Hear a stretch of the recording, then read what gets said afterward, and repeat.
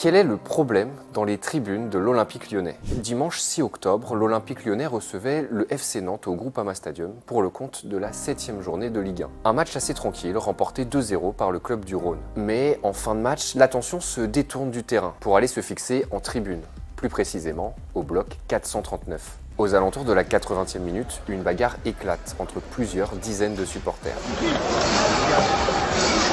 2 personnes sont blessées, l'une d'entre elles reçoit un coup de couteau et nécessite des points de suture. Ici, au bloc 439, se trouvent les 6-9 Pirates, un nouveau rassemblement de supporters ayant vu le jour en février 2024, officiellement association depuis juin 2024, et qui a élu domicile dans ce recoin du stade après des frictions avec les Bad Gones, un groupe de supporters historiques qui occupe avec d'autres le virage nord. Ce sont des membres de ces 2 groupes qui seraient impliqués dans les échauffourées observées ce dimanche 6 octobre. Contactés sur les événements, ni l'un ni l'autre des groupes n'a répondu à nos sollicitations, mais ils se sont exprimés par communiqué interposé.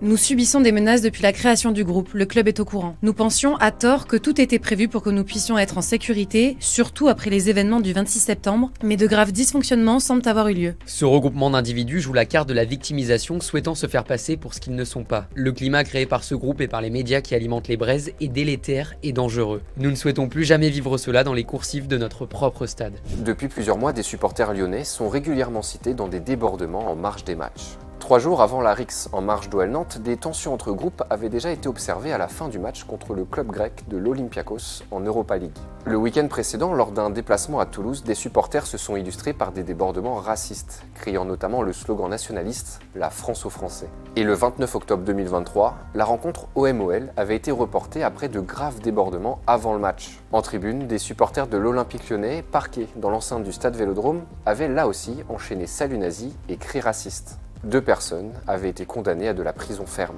Mais alors, quelles sont les solutions pour empêcher de tels débordements dans les stades? L'Olympique Lyonnais, dans un communiqué, a expliqué avoir procédé à 19 interdictions commerciales de stade et déposé 16 plaintes après les violences en marge d'OL Nantes. Mercredi 16 octobre, une table ronde était organisée à Lyon, en présence du directeur général de l'OL, Laurent Prudhomme, sur le thème du racisme dans le football. L'occasion pour le club de rappeler sa position vis-à-vis des débordements en tribune. Il n'y a qu'une seule religion, il n'y a qu'une seule politique dans un stade, dans notre stade, c'est l'Olympique Lyonnais. À chaque fois, on va porter plainte et donc, pour répondre à M. Darmanin, on fait confiance aux autorités publiques pour qu'elles saisissent aussi, elles se saisissent de ce dossier. Le fond du problème, ça doit être un problème politique et que les autorités nationales en France doivent se saisir de ce problème en tant que problème politique et arrêter de dire c'est au club de résoudre tout ça. Face à ces débordements, le président et propriétaire de l'Olympique Lyonnais, John Textor, avait déjà émis une solution, la reconnaissance faciale. Depuis 2022, il en fait régulièrement la promotion, lui qui est allé la tester en avril 2023 auprès d'un de ses autres clubs,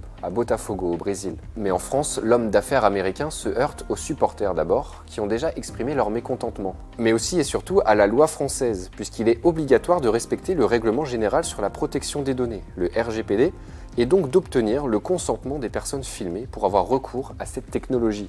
Si les violences en tribune ne cessent pas et que l'Olympique Lyonnais ne dispose pas des outils nécessaires pour contrôler la situation, les supporters du club pourraient peut-être connaître un avenir similaire à ceux qu'ont connu les fans du PSG à l'époque. En 2010, le club de la capitale lançait le plan Le Prou pour pacifier les tribunes du Parc des Princes. Conséquence, les associations de supporters parisiens et les groupes ultras avaient été dissous. Pour l'instant, aucune solution aussi radicale n'est envisagée. Selon RMC Sport, les protagonistes entendent plutôt se mettre autour de la table pour trouver rapidement des solutions à ces problèmes.